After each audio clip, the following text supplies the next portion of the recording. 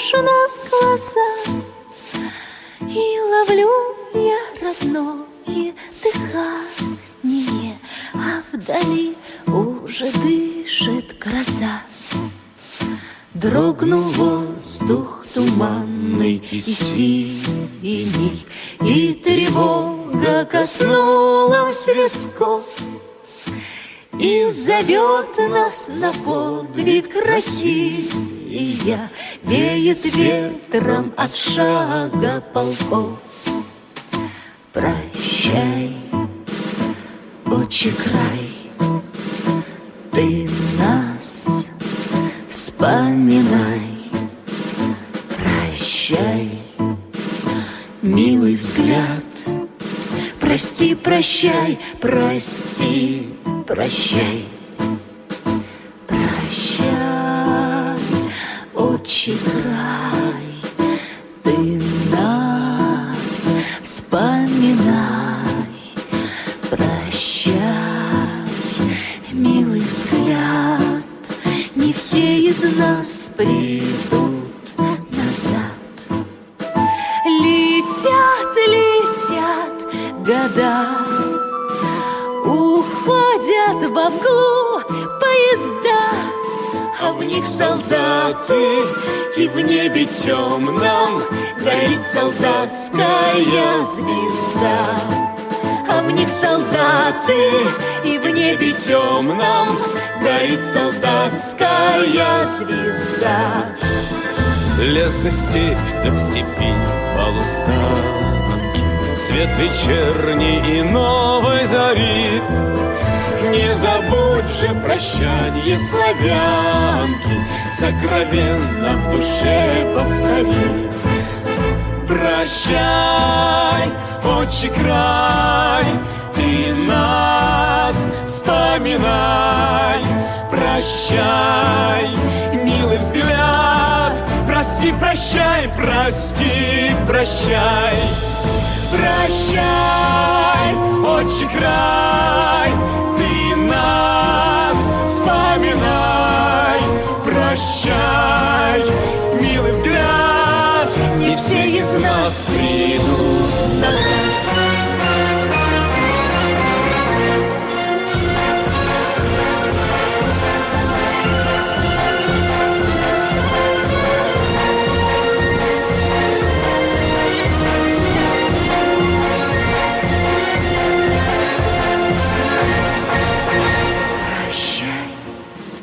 Отчий край, ты нас вспоминай. Прощай, милый взгляд, не все из вас придут назад.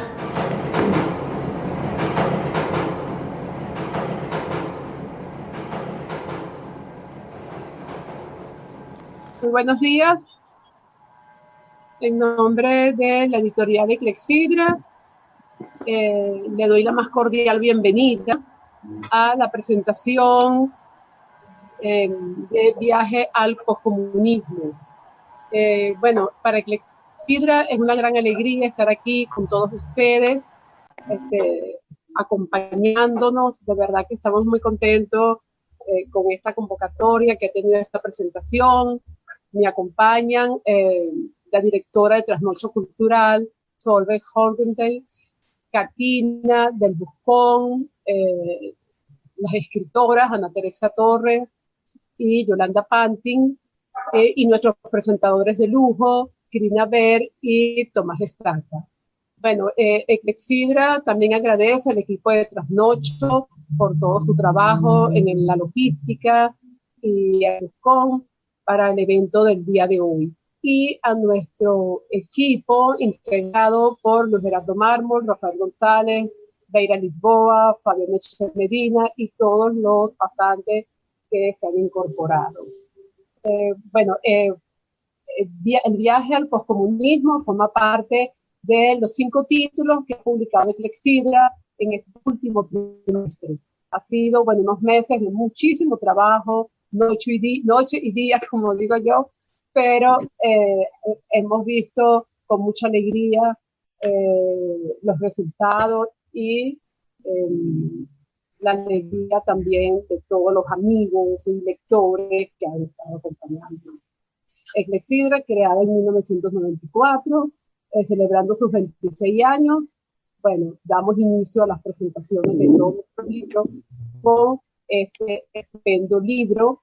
Le agradezco mucho tanto a Yolanda como a Ana Teresa que hayan confiado una vez más como autoras que son de la editorial entregarnos este proyecto. En este proyecto también estuvieron involucrados, además del equipo de Clepsidra, Sandra Caula, Elena Rosen, Liliana Costa y Javier Alzurba. Así, bueno, que sin más, yo les doy de nuevo la bienvenida y le doy la palabra a Solviet, la directora del Trasnocho Cultural, y luego a Katina Vinculto, que van a comentar breves minutos.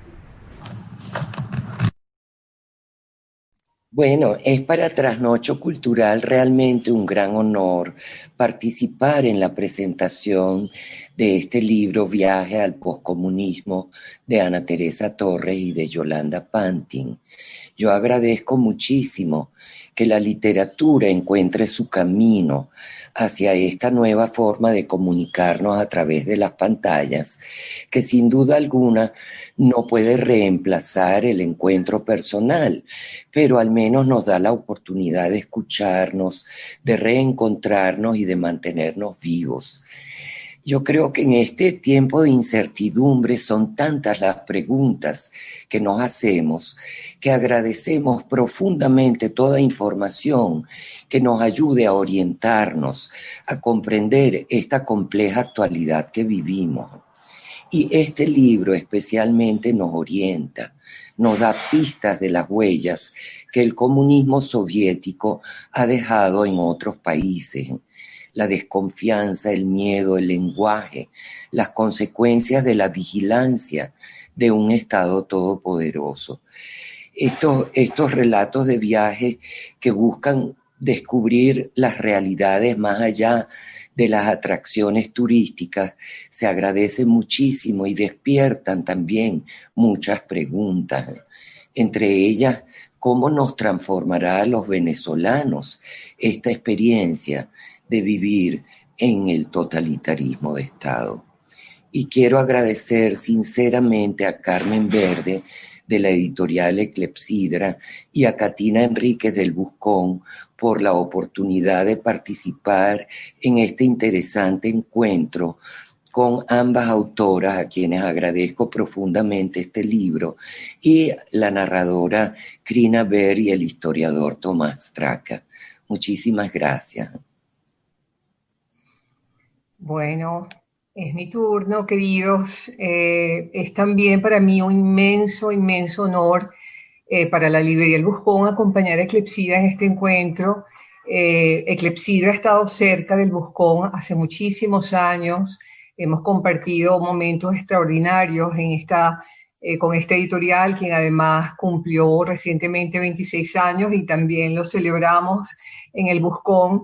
Entonces, bueno, es un inmenso honor que, digamos, estemos cerca de este encuentro alrededor del viaje sobre el viaje al poscomunismo, el libro que presentamos hoy, con dos nombres fundamentales de la literatura venezolana y queridísimas escritoras como son Ana Teresa Torres y Yolanda Pantin, que se complementan magníficamente en este libro. Son dos miradas que se complementan.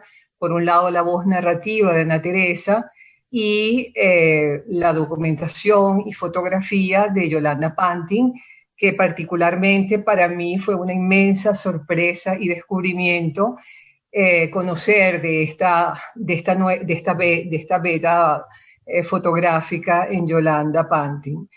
Además, saludarla desde el Buscón también, a partir de esta inmensa alegría que nos dio ese premio, el Premio Internacional de la ciudad de Granada, Federico García Lorca, recientemente entregado. Para toda Venezuela fue una inmensa alegría esa noticia.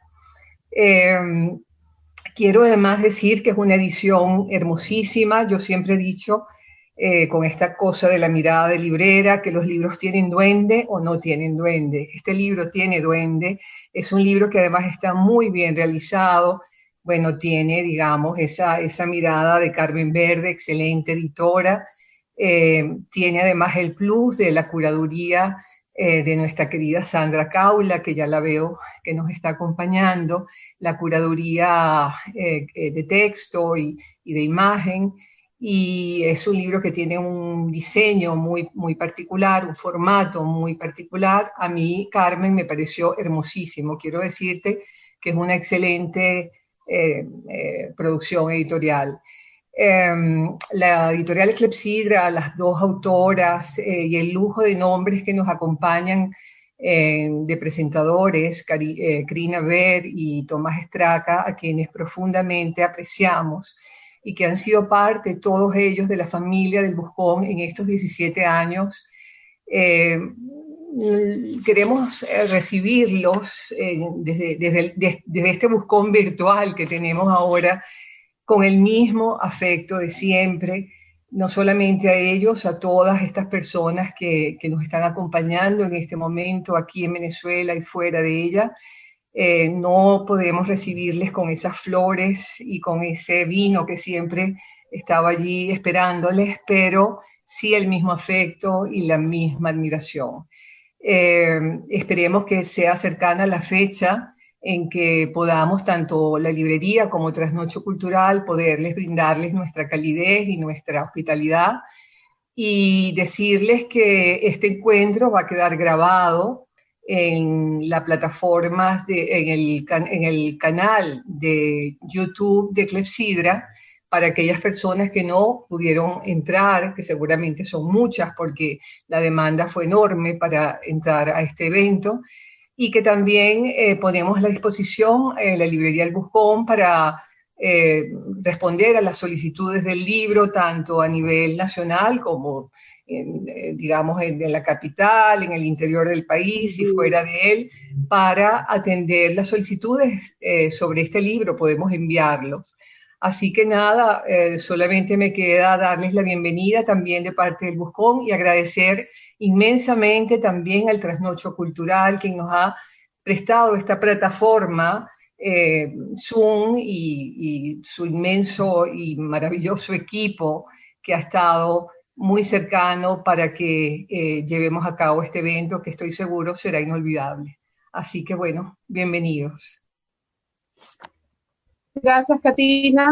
Bueno, vamos a pasar a la parte más importante de este evento, entre muchas, que es escuchar a nuestros presentadores, a la novelista Crina Ver y a Tomás Estraca, historiador y ensayista, muy conocido por todos nosotros, ambos muy queridos de nuestro medio cultural, literario y de la historia también.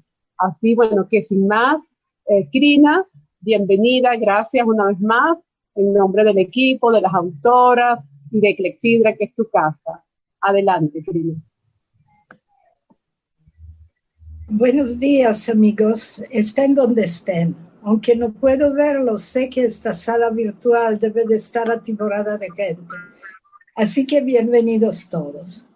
Me emociona muchísimo presentar hoy este libro. En primer lugar, y cito como siempre a mi padre, toda forma de vida es una resistencia al caos, y toda publicación de un libro de literatura venezolana en las condiciones de hoy ciertamente lo es. Felicito a Editorial Clepsidra, Clepsidra y a ti, Carmen, por ese logro, por ese libro tan bello que ciertamente, como dijo Katina, tiene duende. Y sobre todo felicito a sus autoras, Ana Teresa Torres y Yolanda Pantin, nuestras mejores representantes de lucidez intelectual dentro del caos en que estamos sumergidos. No sé si el tamaño del futuro desastre estaba claro para ellas cuando emprendieron su primer viaje en los inicios del chavismo. Supongo que lo intuían cuando aún nadie lo hacía, o simplemente siguieron el instinto, el anhelo de comprender que despertaba en muchos occidentales el misterio de los países detrás del hierro. Digo misterio pensando en el libro de un gran amigo mío, profesor Tomás Lahusen de la Universidad de Toronto, quien ha dedicado su vida al estudio del realismo socialista y socialismo real en la ex Unión Soviética, desenterrando diarios íntimos en los baúles familiares de las personas que los escribían bajo amenaza de paredón en los tiempos del terror stalinista. Contar los hechos no resuelve el misterio de cómo eso pudo suceder, dice en la introducción al libro que se llama Intimacy and Terror. A quien no se conforma con aplanar y racionalizar el pasado para volverlo inteligible, las respuestas, siempre incompletas, solo pueden revelar una o dos de las múltiples verdades de ese misterio. Tal como aquel libro ilumina parte de ellas desde la intimidad de la esfera privada, el viaje al poscomunismo lo hace desde la mirada externa de dos viajeras equipadas con estudio previo, sensibilidad e inteligencia, pero sobre todo con su experiencia de ciudadanas atrapadas en el mismo o supuestamente el mismo sistema político, cuyas secuelas se han propuesto estudiar en otros lugares. El título no engaña, los 6 viajes son uno solo, un gran viaje de 10 años por los territorios de Europa y Asia, que hasta los años 90 habían estado bajo dominio soviético. El primer viaje, en 2002, las llevó a la frontera europea de la Cortina de Hierro, Polonia, Lituania, Letonia, sus principales ciudades, Varsovia, Vilna, Riga, luego Helsinki, en vez de Estonia, omitida por problemas de visado, y el retorno por San Petersburgo. Era como un aperitivo, el primer acercamiento a países aún comprensibles, aunque distintos al nuestro por su largo pasado de guerras y liberaciones, de fronteras y nombres cambiantes. En 2005 visitaron Rumania, pasando por zonas rurales atrasadas y muy pobres, y Hungría, especialmente Budapest, todavía dentro del círculo de los países europeos ocupados. Solo 3 años después, en 2008, se adentraron de verdad en la madre Rusia, nada más y nada menos que en el famoso tren transsiberiano que atraviesa casi todo el continente asiático, de Moscú hasta Vladivostok. En ese viaje vieron las verdaderas ciudades soviéticas, experiencia muy distinta de la europea, y comprendieron la naturaleza imperial de Rusia, sea zarista o soviética. El poscomunismo, en sus propias palabras, se ha vuelto una adicción, y apenas un año después retomaron el tren, esta vez de vapor, en la llamada ruta de Ártico ruso. Ese viaje, después de unos días en Moscú y en San Petersburgo, las llevó al norte, hasta Isla Solovetsky en el Mar Blanco. Disculpa, ¿me escuchan? Ok. El quinto viaje, en 2010, fue a Bielorrusia, Minsk, Brest, Leópolis, luego Ucrania, Yalta, Kiev, Odessa y Moldavia, el país más pobre de Europa, terminando en Bucarest, no visitado en su paso previo por Rumania. En el último viaje, en 2012, Ana Teresa y Yolanda recorrieron las ciudades míticas de la ex República Soviética Uzbekistán, Samarcanda, Bujará, Khiva. Fue su única incursión en el territorio islámico. A los 10 años de este gran viaje al poscomunismo, hay que añadir los transcurridos hasta culminar el libro, que lo reconstruye desde la mirada reflexiva de ambas escritoras. El resultado es, desde luego, demasiado amplio y complejo para abarcarlo en una presentación. Un caleidoscopio de territorios rurales y ciudades, viejas y nuevas, prósperas y derruidas, europeas, orientales y sobre todo soviéticas, de lugares de historia preservada para su culto o repudio, estatuas erigidas, derrumbadas o no, desplazadas, rehabilitadas, todo comentado cuando se pudo con las conversaciones con los guías y la gente local. No es fácil describir un viaje así. Conozco ese proceso porque antes de llegar a la escritura yo dibujaba. Solía pararme en la calle con un marcador de punta fina y dibujar significaba exactamente eso, escoger en la infinitud de líneas de cada vista las que deben pasar al papel, las líneas que cuentan y solo las que cuentan. Lo mismo siento logrado en cada capítulo de ese libro, la elección de las líneas que cuentan en cada experiencia, trazadas por la mano certera de Ana Teresa Torres. Yolanda Pantin, en este caso, actuó como documentalista y la interlocutora siempre presente. Sus fotografías acompañan los viajes, así como fragmentos de sus poemas que le inspiraron. El relato fluye en equilibrio entre información, descripción, reflexión y anécdotas sin detalles superfluos y sin nunca perder el punto de vista de dos venezolanas siempre atentas a establecer puentes de sentido con nuestra realidad venezolana. Como el cuento, novela o ensayo, una crónica de viajes es un género literario aparte. ¿En qué es especial este libro? ¿Qué es lo que lo singulariza? Personalmente, y me disculpo por esa ignorancia, de los diarios de viajes escritos por nuestros autores, solo conozco uno, publicado en 2011 por Monte Ávila, Caracas, Ushuaia, por Alberto Gamero Contín, quien documentó la experiencia de recorrer en su camioneta toda la América del Sur en el año 2006. También en aquel diario prevalece la visión desde los ojos y el corazón de un viajero venezolano. Y lo menciono porque la comparación de lo ajeno con lo propio es inmediata e incluso inevitable para quien atraviesa países del mismo continente, hermanos de sangre, lengua e idiosincrasia histórica.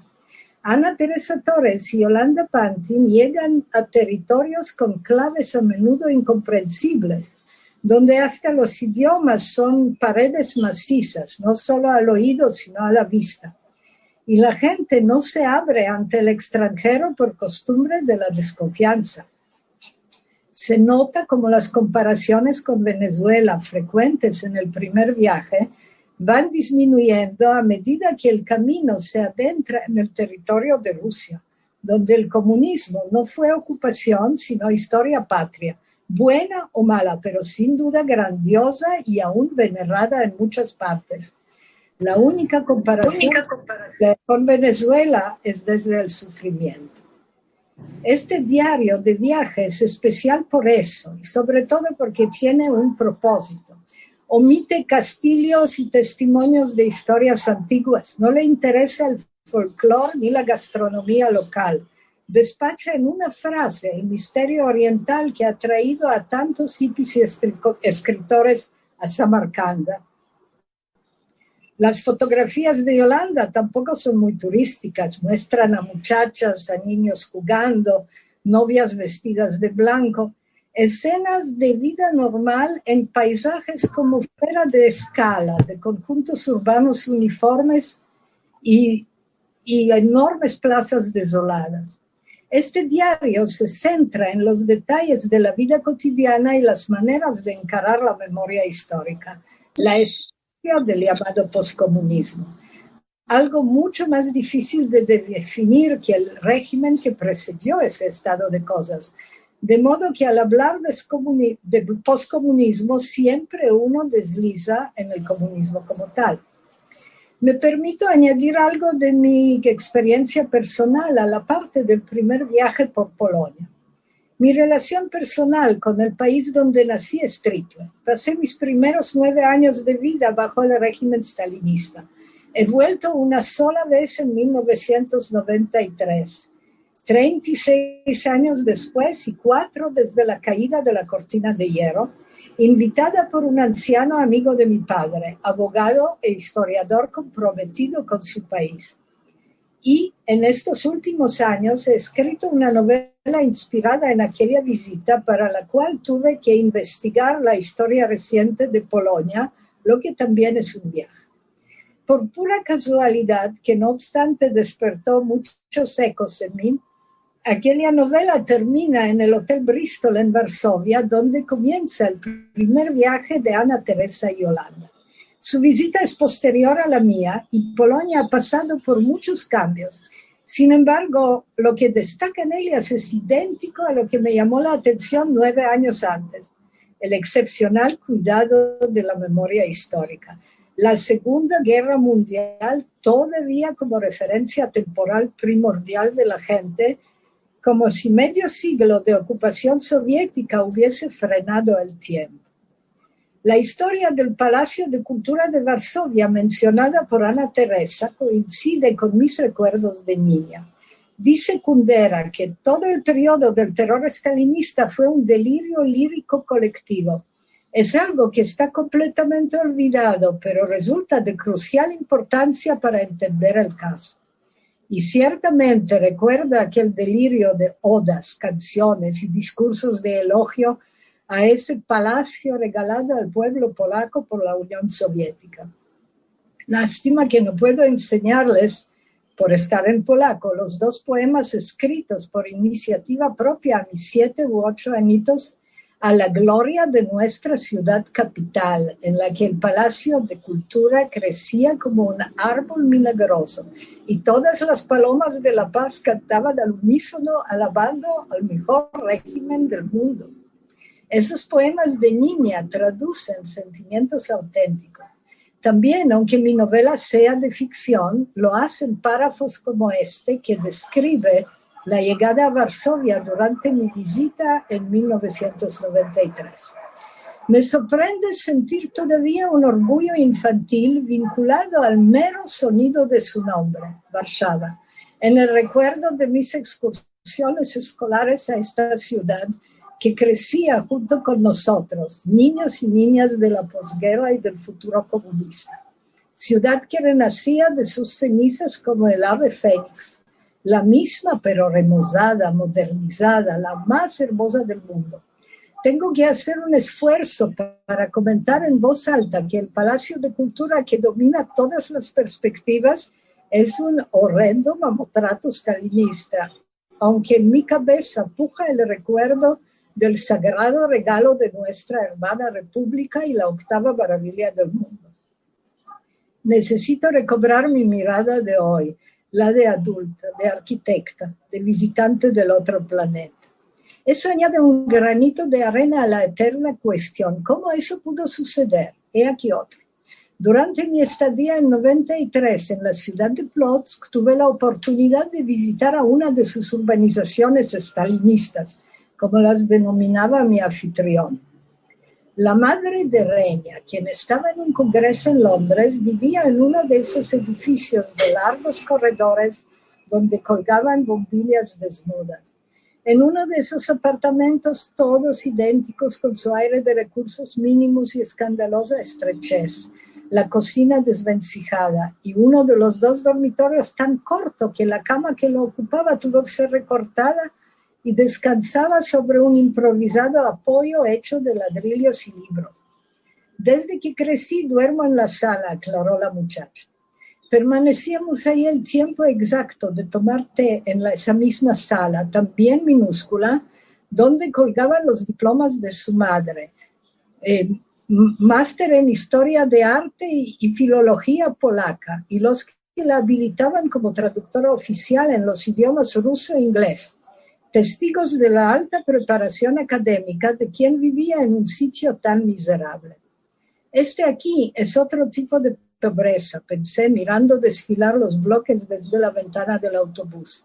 Las heladas del invierno excluían su despliegue en viviendas precarias como las que tapizan las laderas del Valle de Caracas. Había electricidad y agua corriente. Esa pobreza no vociferaba, no escandalizaba, no estaba ahogada en desperdicios. Era otro tipo de pobreza que no implicaba retraso cultural ni ignorancia. La de aquí era una pobreza igualitaria, organizada en raciones de espacio y empleo, reglamentada por un aparato político y entrenada a obedecer las reglas. Juntando esa impresión con lo que cuenta el diario de viajes de Ana Teresa y Yolanda, se impone la conclusión de que, contrariamente al nuestro, aquel comunismo en efecto funcionaba. Por más que Polonia era país ocupado y sus productos fluían hacia URSS, aquel régimen no era solamente una tapadera para corrupción y saqueo. Sabía que para consolidarse necesitaba construir y dejar huella, necesitaba educar las mentalidades. La gente vivía sin esperanza de mejorar sus ingresos, pero había orden en esa estrechez. Los progresos históricos necesitan tiempo para asentarse y el poscomunismo vino casi que de un golpe. Tras la euforia inicial dejó a muchos desorientados, se les derrumbó el piso bajo los pies, su seguridad laboral, sus ahorros, su minúscula casilla en el edificio social a la que ya estaban acostumbrados en un sistema consolidado durante 3 generaciones. Por eso, del viaje al poscomunismo se desprende, como en muchas partes de Rusia permanece la añoranza de la Unión Soviética, o al menos un orgullo histórico de su grandeza, algo que nos inculcaban de manera muy eficaz desde el preescolar. Basta con decir que no hubo logro humano desde el teorema de Pitágoras hasta el invento de la pasta de dientes que no fuese mérito de un soviético. Y recuerdo haber estado convencida de que éramos la punta de la lanza del progreso humano. Pero también recuerdo que la igualdad no se extendía a los logros escolares en absoluto. Más bien había en las clases la misma feroz competición que fomentaba el régimen entre obreros, empleados y deportistas. Raspar el año era sujeto, yo diría, a bullying oficial, pero no se perdonaba. Los salones siempre tenían repitientes eternos, que eso sí, no gozaban del derecho a la merienda. En aquel comunismo, la idea de que, por ejemplo, todos pasen los años escolares por decreto y en nombre de igualdad habría sido impensable. No se regalaban días libres, sino horas extra. Era un honor contribuir, sin remuneración adicional, al cumplimiento de los planos quinquenales trazados por el camarada Stalin. Paradójicamente, la ética laboral que recuerdo de aquellos años era una ilustración de la famosa frase de Kennedy aplicada a golpes. Uno siempre le debía al Estado más que el Estado te debía a ti. Para concluir, ¿puede realmente el viaje al poscomunismo darnos claves certeras acerca de nuestro futuro? La propia Ana Teresa Torres duda de dar respuesta a eso en el escueto epílogo. No obstante, la frase final del libro retoma la idea muy clara que surgió como la conclusión de su visita a Moldavia, el país más pobre y destruido de Europa, un escenario de usurpaciones, corrupción, batallas jurídicas, oligarcas, todo lo cual apoya mi hipótesis de que Venezuela llegó al poscomunismo sin haber pasado por el comunismo. En vista de que hoy estamos en el futuro respecto a la fecha de ese viaje, aquella información apoya la hipótesis principal. Por supuesto, como siempre, parcialmente. Sí, aquel viaje anunciaba de alguna manera el futuro de Venezuela. Nos parecemos a Moldavia y a las características menos recomendables del poscomunismo que se repiten en otras partes. Paradójico y absurdo, como todo lo nuestro, como es vivir todo el caos y deterioro del poscomunismo, con toda la sensación de la gente abandonada por el Estado sin haber pasado por el comunismo verdadero ni habernos librado de la dictadura. Pero el territorio que había estado detrás de la cortina de hierro es tan vasto y heterogéneo que por fuerza presenta variantes muy distintas de poscomunismo que el diario nos muestra de manera fascinante.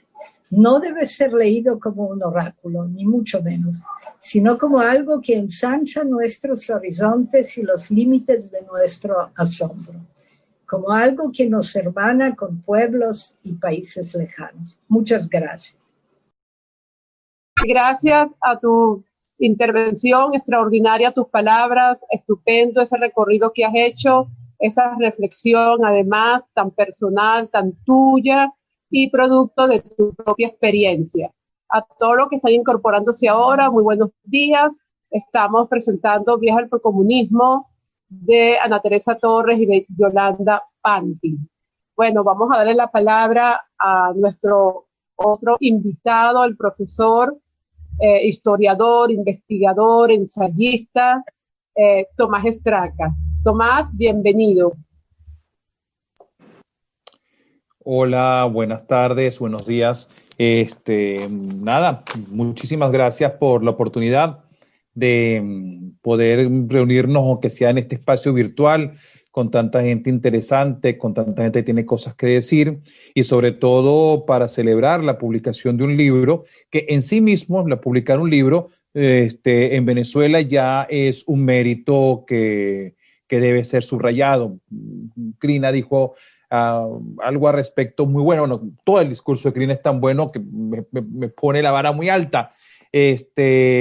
Cuando dice que todo acto de vida es un desafío al caos, y en el caso venezolano publicar un libro lo es, por lo cual yo felicito especialmente a los editores. Pero además es un libro particularmente pertinente y particularmente bueno como libro en términos generales, un libro que puede interesar a cualquiera, pero en particular para Venezuela es mucho más, mucho más pertinente, tiene mucha mayor significación por cuanto nosotros encontramos en los parajes y los lugares que revisaron y narra Ana Teresa y describe Yolanda Pantin con sus fotografías, capta un espejo para entendernos a nosotros mismos, lo cual es particularmente significativo. Nunca podríamos haber pensado en otras circunstancias que un viaje a Rumania, a Moldavia o a Uzbekistán hubiese arrojado claves para entendernos a nosotros mismos, y este libro lo refleja. En efecto, como dice Crina, si una conclusión de el libro es que nosotros estamos en algo que se parece mucho al poscomunismo. No pasamos por el comunismo, por lo menos no de forma soviética, pero aquello por lo que pasábamos fue lo suficientemente similar, por lo menos en los efectos que tuvo, como para que tengamos el día de hoy muchas de las características que las autoras con mucha agudeza identificaron en el libro. Yo estoy elaborando en este momento una nota que pienso publicar sobre el texto, como me imagino y espero que Crina publique la suya, un extraordinario ensayo que ella acaba de compartirnos, acaba de leernos. Esta nota trato yo de señalar como 2 o 3 vertientes que pueden sernos de especial utilidad para entender todo lo que el libro trae. Hay muchas, cada lector va a encontrar alguna. Yo desde mi perspectiva, primero como venezolano, como hombre que está viviendo el poscomunismo venezolano, es casi tiene de augurio, en el sentido amplio, no de augurio como algo particularmente bueno, pero tiene augurio que estemos haciendo este acto hoy, después de la reunión que hubo el día de ayer con los empresarios chinos, que le hemos leído en la prensa, aunque estamos muy pendientes de los Estados Unidos, tal vez fue más importante para lo inmediato para nosotros, en la que se plantea ya francamente un modelo muy parecido a lo que está ocurriendo en este libro. Entonces, hay una cosa que a cualquier venezolano le puede en particular interesar, pero yo además de ser cualquier venezolano soy historiador. Entonces, claro, hay una cosa ya desde mi perspectiva, y que creo que es la razón por la que me han invitado a participar en este evento, que le da que encuentre el libro una herramienta de una enorme utilidad para entender al país ya desde una perspectiva sociohistórica.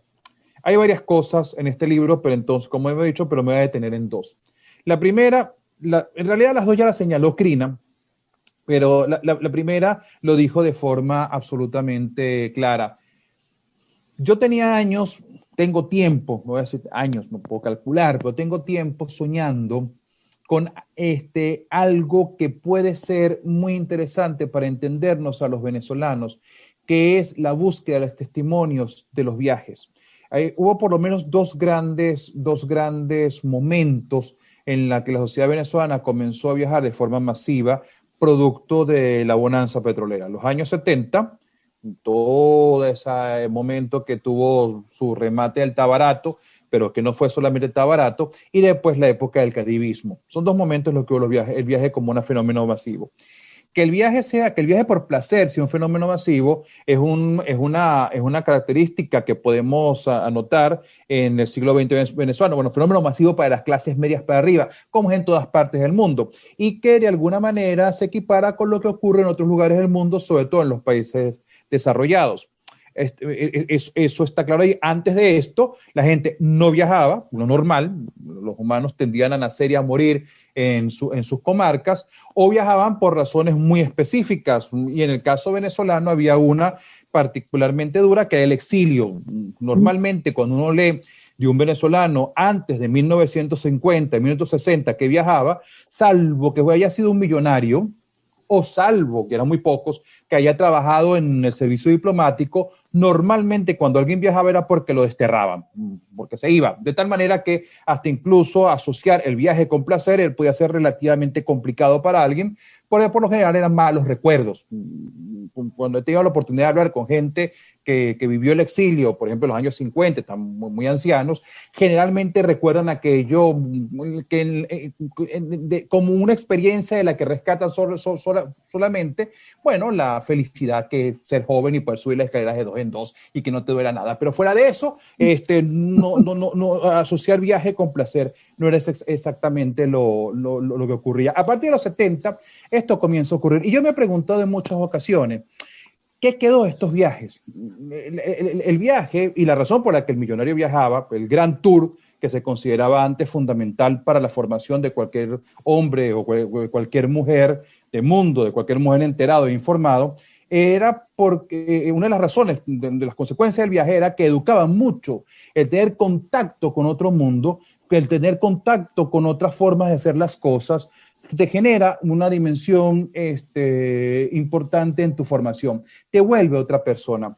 Yo me he preguntado, sobre todo a veces reflexionando sobre Venezuela y las decisiones que tomó la sociedad y otras cosas de las cuales no me voy a detener ahora porque no es el caso, porque de qué manera los venezolanos procesamos, digerimos esto. Y a veces tengo algunas dudas. No todas las viajeras son Ana Teresa Torres y son Yolanda Pantin. A veces tengo la duda de que no siempre estábamos en condiciones de digerir plenamente, de entender plenamente aquello que teníamos enfrente. Yo siento que hay algo que hay algo de esto, pero en todo caso me gustaría hacer una recopilación, me gustaría hacer y ojalá que sí, me gustaría hacerlo, pero si alguno de los que nos está oyendo lo hace, sería una maravilla, de testimonios de venezolanos viajeros, de cómo los venezolanos ven.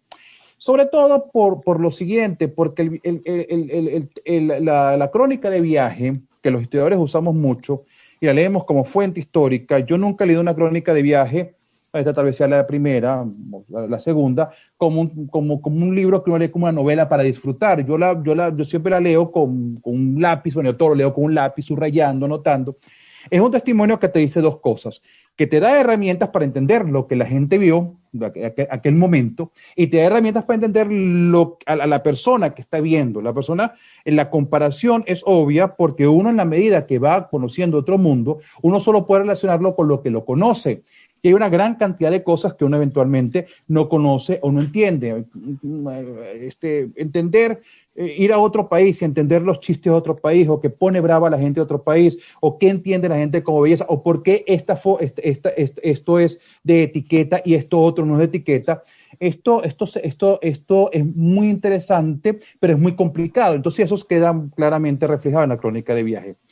Los venezolanos, en los historiadores venezolanos, leemos mucho las crónicas de viajes de los europeos que vinieron aquí en el siglo XIX. Y claro, en esas crónicas de viajes nosotros somos los otros, no veían a nosotros con una visión antropológica, y si no era antropológica, más o menos antropológica, vamos a entender a estos salvajes. Y todo les llamaba la atención muchas veces, generalmente una aproximación desde la superioridad. Yo estoy aquí y yo veo aquello como más o menos inferior, y veo aquello. Aquí es interesante con una crónica de dos venezolanas porque son los otros que están viendo unos terceros otros. Es decir, uno puede ponerse los zapatos desde un venezolano y ve aquello y le parece, como por ejemplo a la Teresa Torres, que nada de la comida le gustó. Así, eso que uno ve en las crónicas del siglo XIX, que le parecen, que todos dicen que es un horror comer arepa, sistemáticamente detestan la arepa en casi todas las crónicas. uno lo ve en el caso de Ana Teresa Torres, que dice, a mí todo eso me supo igual. Entonces, verlo desde un venezolano es interesante. Y en el caso particular, aquí voy a meter una cosita mía que no tiene por qué, no voy a profundizar. Yo tengo un pie en los dos lados, una rama de familia de Europa Central, con vinculaciones inclusive familiares hacia parte de Europa Oriental. Yo he comido aquella comida que a mí sí me gusta, entonces yo veo un poquito cómo se da ese diálogo o cómo hay algunas cosas que resultan incomprensibles y que eventualmente a mí me resultan un poco más entendibles, pero ese no es el caso, es ver cómo los venezolanos ven, porque la forma como tú ves al otro, en última instancia, es la forma como te ves a ti mismo. Y entonces, un texto de viaje es un texto que es muy importante para uno ver la autopercepción y para uno entender una sociedad, cuáles son sus valores, cuáles son sus criterios, cuál es su perspectiva ante el mundo. Esa primera parte es algo que este libro aporta. Un libro estupendamente bien escrito. Un libro que no se puede devorar en un par de días si no tiene el tiempo para leer de forma continua. Yo sé que habrá lectores que yo no leo tan rápido como algunos otros, pero que en 2 tardes van a poder leerse el libro. Se puede leer con avidez.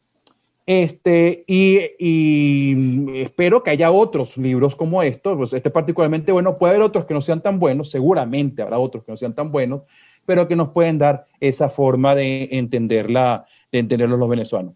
Pero hay una segunda cosa en el libro que ya es el concepto en sí mismo. La crónica de viaje, sobre todo si esa crónica de viaje la hace una persona que se llama Ana Teresa Torres, siempre tiene una mezcla de las dos cosas, de la crónica, que va contando, y de ensayo, porque la gente va pensando, va reflexionando, va diciendo, bueno, ¿qué le parece? Como habla cualquiera de nosotros, si comentamos cuando viajamos, fuimos a tal hotel y fue esto bueno, fue esto malo, pero yo quiero ver un poco más. Y ese concepto de poscomunismo me parece extraordinario, porque no es solamente, porque convierte el poscomunismo en un concepto. Cuidado, no quiero asustar a los que me están oyendo, esto no es un tratado de politología y tal, que hay que leer como una tesis y con pie de página, pero sí ofrece un concepto, que es el concepto del poscomunismo. O sea, el poscomunismo no es simplemente lo que ocurre después del comunismo, es toda una forma de ser. Es todo un fenómeno. El texto que yo estoy redactando, yo le tomé un título que al final el título no es invención mía, sino es Recuerdos del Futuro.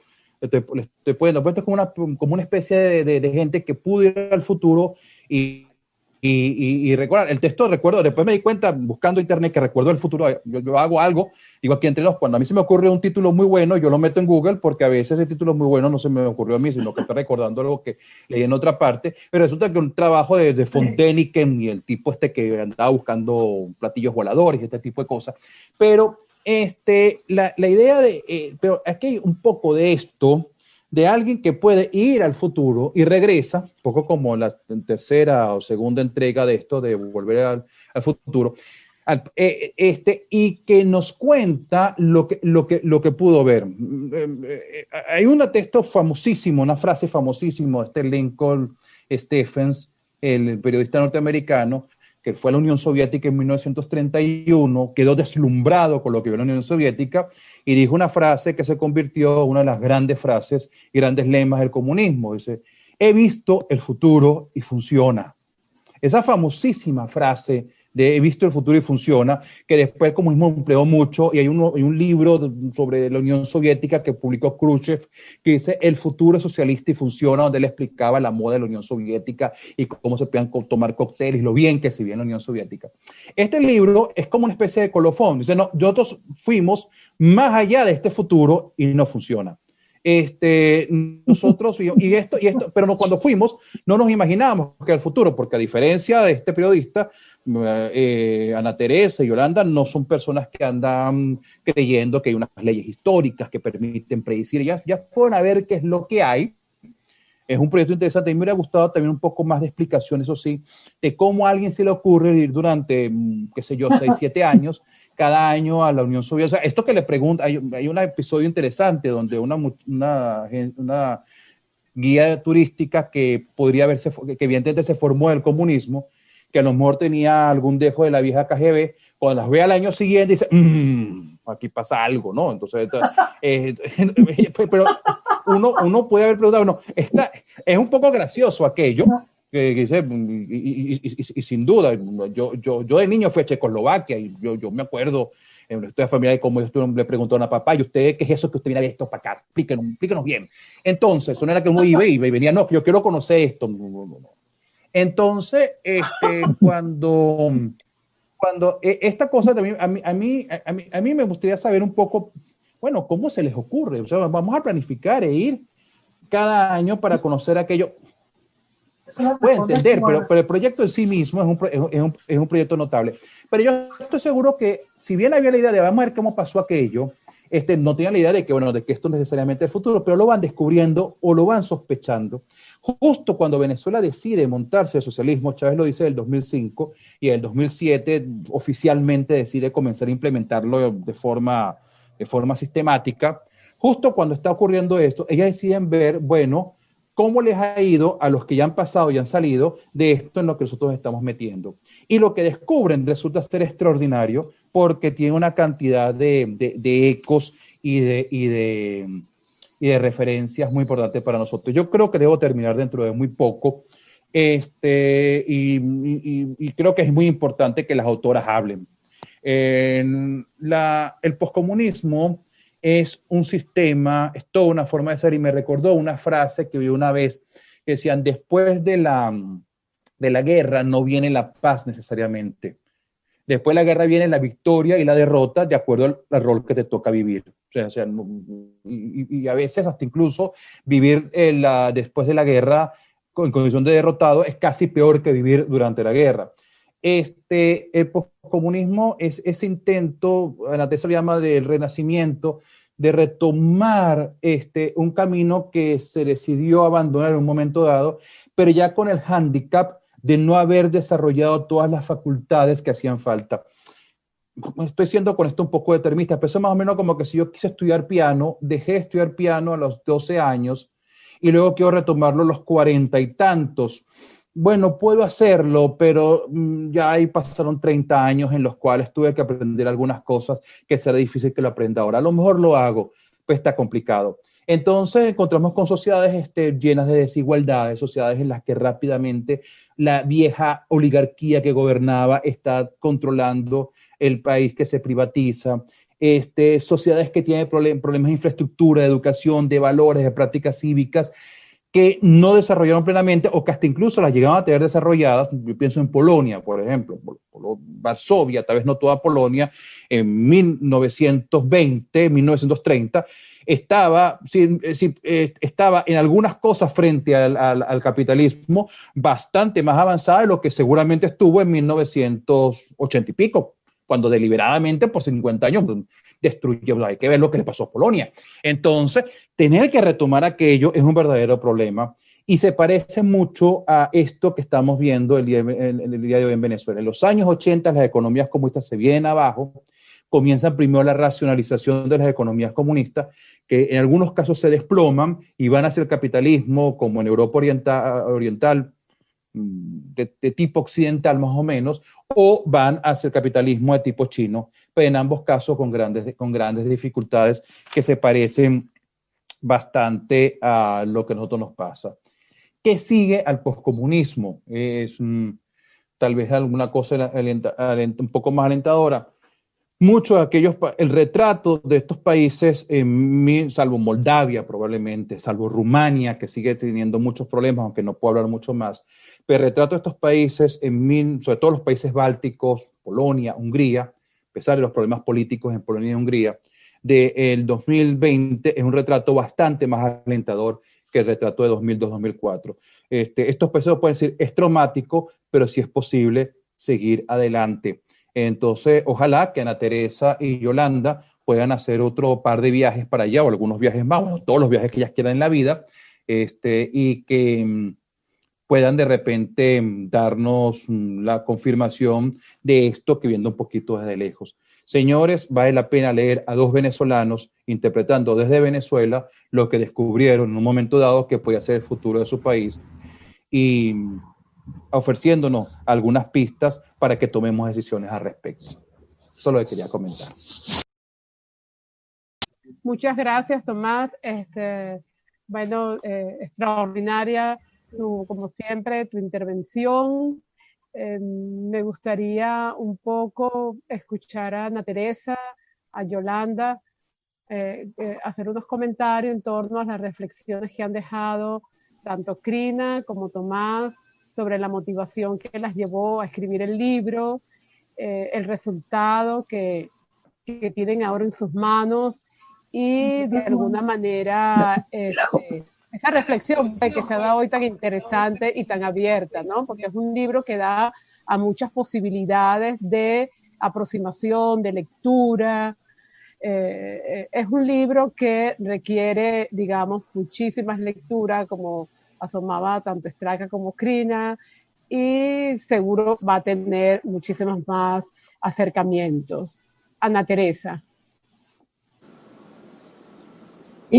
Bueno, primero quería agradecer a toda la organización que está detrás de esto, que parece que es sencillo, pero no lo es muy complicado armar todo esto, tanto de la editorial como de Trasnocho, que se haya podido producir, y desde luego a los dos magníficos presentadores que son Crina Ver y Tomás Straka, ¿no? ¿Qué puedo decir? Bueno, voy a empezar un poco por atrás. Que Tomás dice, ¿cómo se les ocurrió esto? Esa pregunta me la han hecho otros, porque mucha gente piensa que debe haber sido como una locura senil meterse en este tipo de viaje cuando hay lugares tan agradables en el mundo, ¿no? Pero, bueno, para mí, después Yolanda hablará de ella, pero para mí tenía una explicación. Yo soy también una niña de posguerra, en el sentido cronológico, y siempre escuchaba a mi papá hablar de el telón de acero, la cortina de hierro. Entonces eso era como algo totalmente misterioso, algo que no se podía ver, que había allí que no se podía ver, ¿no? Y hacia los años, ya cuando, en fin, empieza a colapsar el sistema, algunas editoriales españolas comenzaron a traducir escritores que no conocíamos, o yo no conocía para nada, ¿no? No me refiero solamente a los, qué sé yo, los grandes rusos, premios Nobel, Kundera, etcétera, sino otros escritores que son maravillosos, pero que nunca había yo escuchado de ellos. Y creo que casi todos los lectores occidentales no los conocíamos. Eso junto al cine, que tiene un cine maravilloso. El cine polaco es maravilloso, el cine rumano, también el húngaro y el ruso, por supuesto. Entonces, fui entrando en la idea de que yo quería ir, yo quería estar y quería ver aquello. Ahora, ya una vez que se hizo el primer viaje, ya ahí hicimos una adicción. Ya a partir de ahí fue una adicción. No hicimos más porque había otros, entre otras razones, que los problemas de visa no son fáciles, y había unos que para conseguir la visa realmente hubiera sido una tortura. Ucrania fue una tortura, pero lo logramos. Pero ya había otros, sobre todo los balcánicos, que era realmente difícil con un pasaporte venezolano intentar la cuestión. Yo creo que fue una adicción, Tomás. Eso fue lo que empezó a decir, bueno, hay más que descubrir, y todo es nuevo para nosotras, todo es diferente. Y hay algo también sumamente atractivo, que es el hecho de que tú no entiendes nada. En algunos países no puedes ni siquiera leer. No puedes leer el nombre de la calle,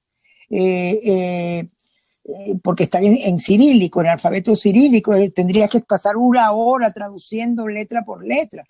Es una vivencia de analfabeto. Y bueno, la inmensidad que produce Rusia, ¿no? Que aquello podrás ir 1.000.000 de veces y no la vas a conocer, ¿no?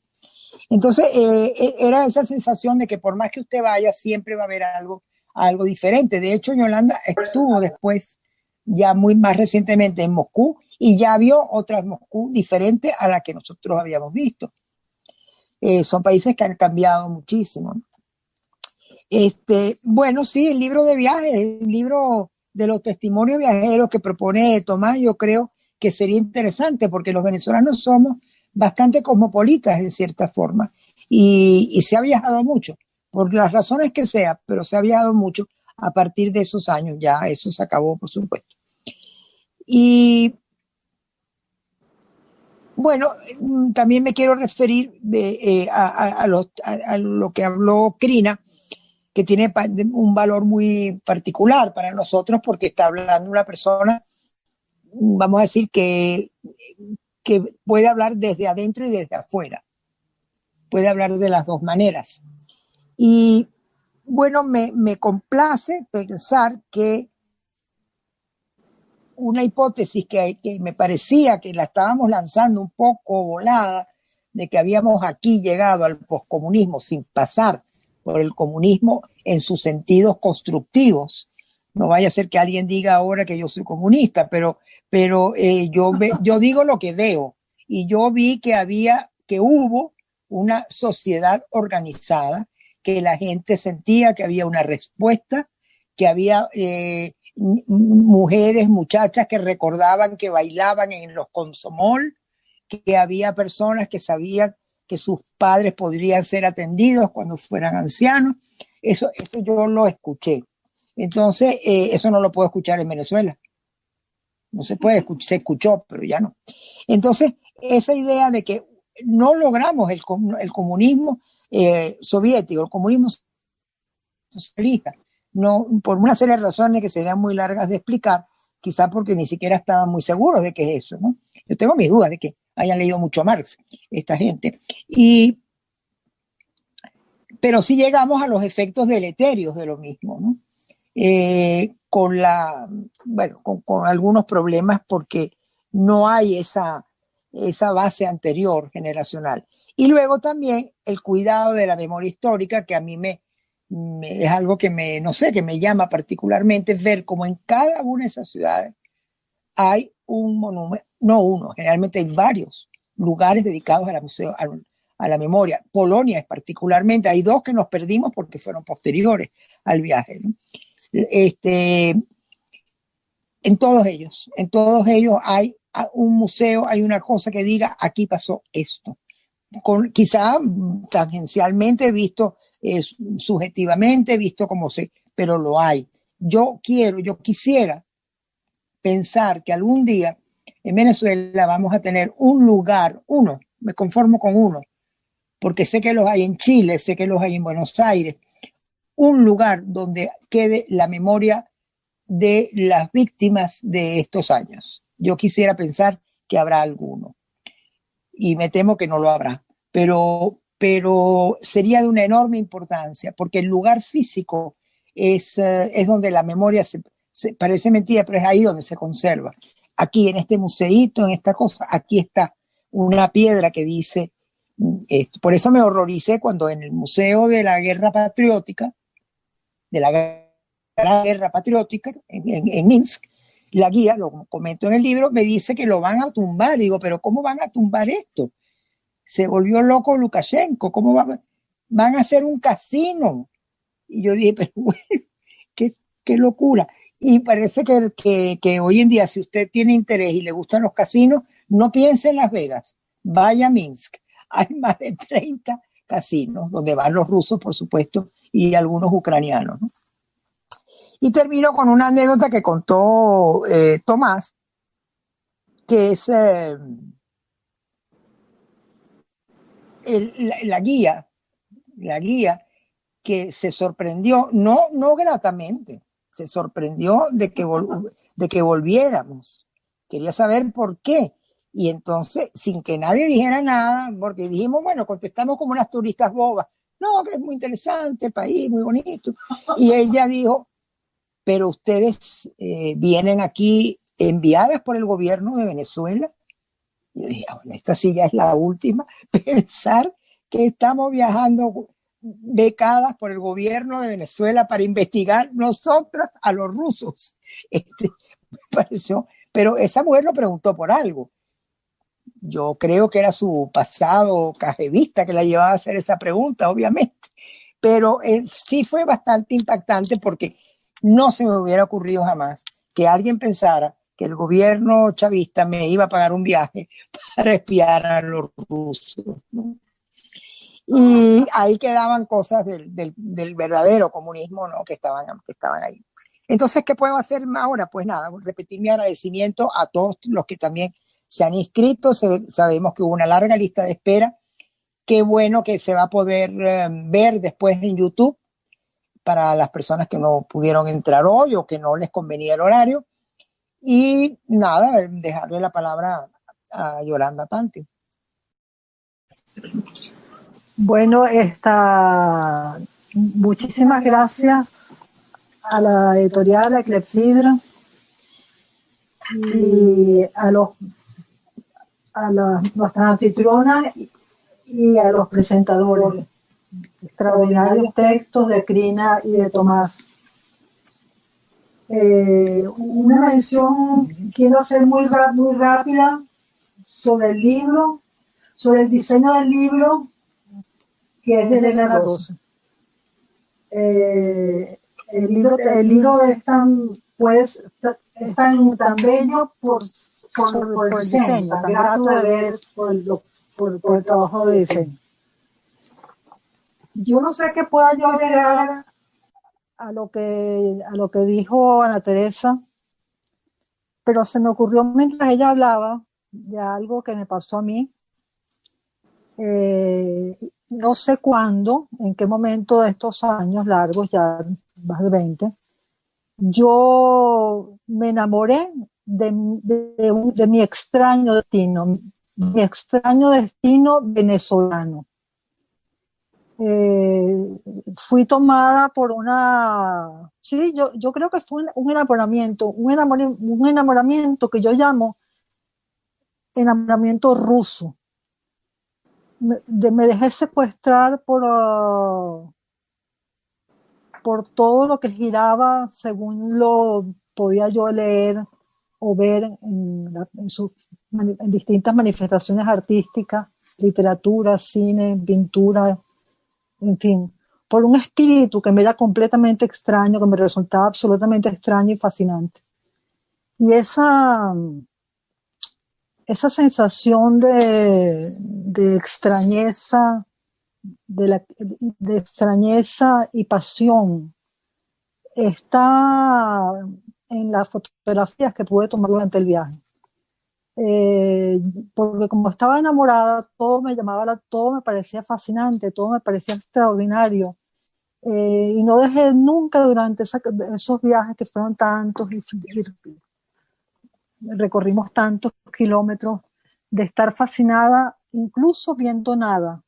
La nada que yo veía por la ventanilla del tren me parecía fascinante, me parecía a mí que esa nada del paisaje que se repetía durante días y días y días, el mismo paisaje, a mí me parecía revelador y siempre distinto. De manera que a partir de cuando uno se enamora, yo me enamoré de lo que llamo Rusia, entre comillas, me enamoré de ese extraño destino trágico, yo necesité alimentar esa pasión.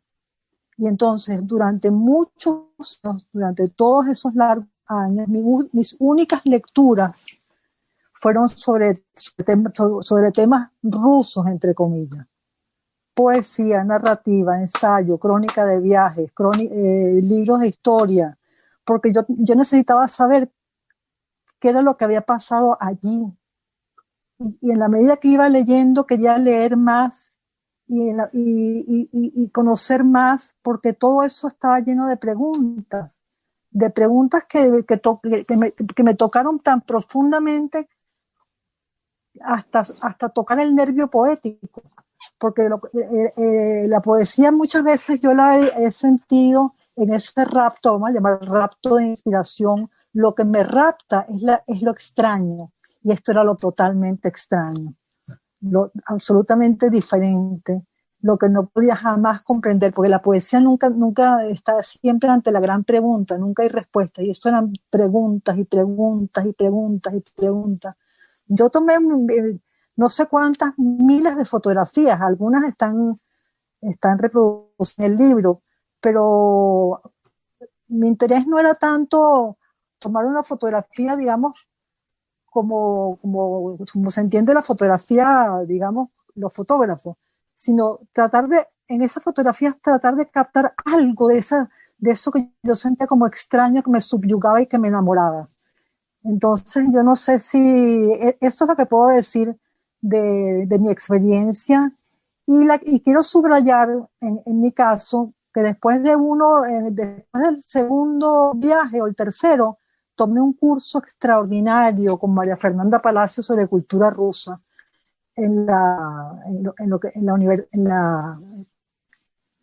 no recuerdo el lugar, en la Fundación Valle de San Francisco, en Altamira. Y cuando todo lo que decía María Fernanda en ese curso retumbaba en mis adentros de una manera que todavía hacía más potente lo que yo apenas había intuido y que María Fernanda en ese curso nos reafirmaba. Bueno, muchísimas gracias. Muchísimas gracias, Yolanda, Ana Teresa. De verdad que, bueno, estamos llegando al final de la presentación.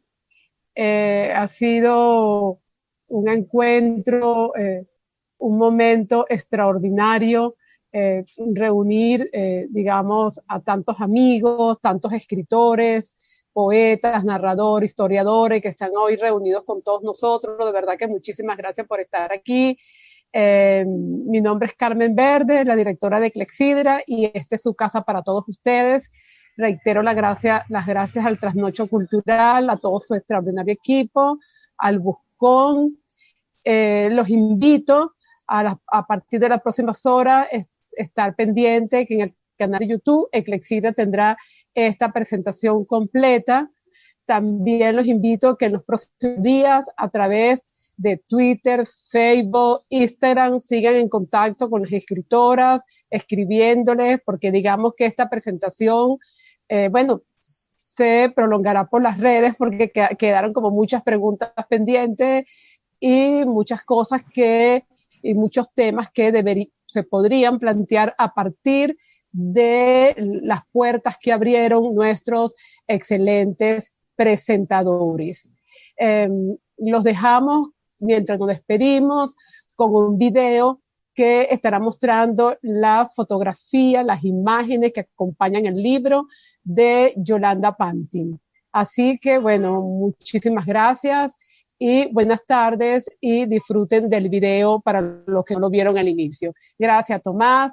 Gracias, Crina, Trasnocho Cultural, El Buscón, y a todos ustedes que Clepsidra es su casa y nos vemos pronto en una próxima presentación. Gracias.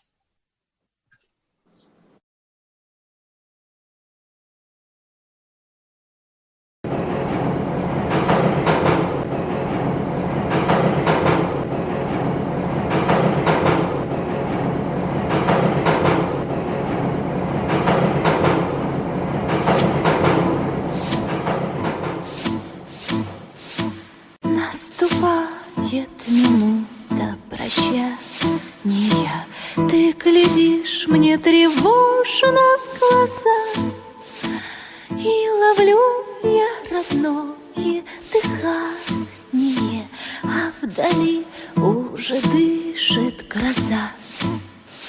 Дрогнул воздух туманный и синий, и тревога коснулась висков, и зовет нас на подвиг Россия, веет ветром от шага полков. Прощай, отчий край, ты нас вспоминай. Прощай, милый взгляд, прости, прощай, прости, прощай. Прощай, отчий край, ты нас вспоминай. Прощай, милый взгляд, не все из нас придут назад.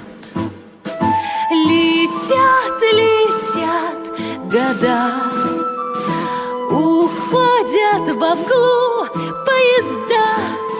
а в них солдаты, и в небе темном горит солдатская звезда. А в них солдаты, и в небе темном горит солдатская звезда.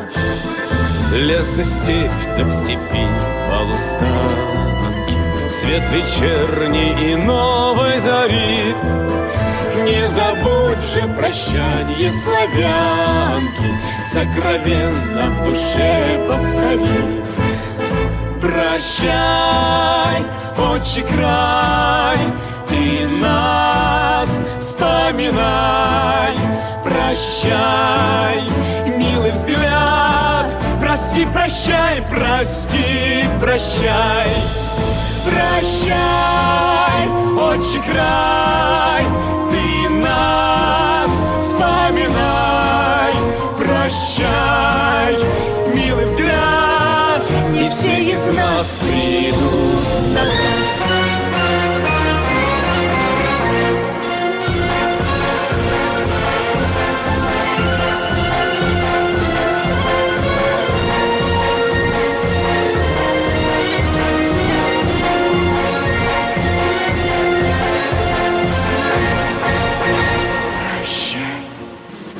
Отчий край, ты нас вспоминай.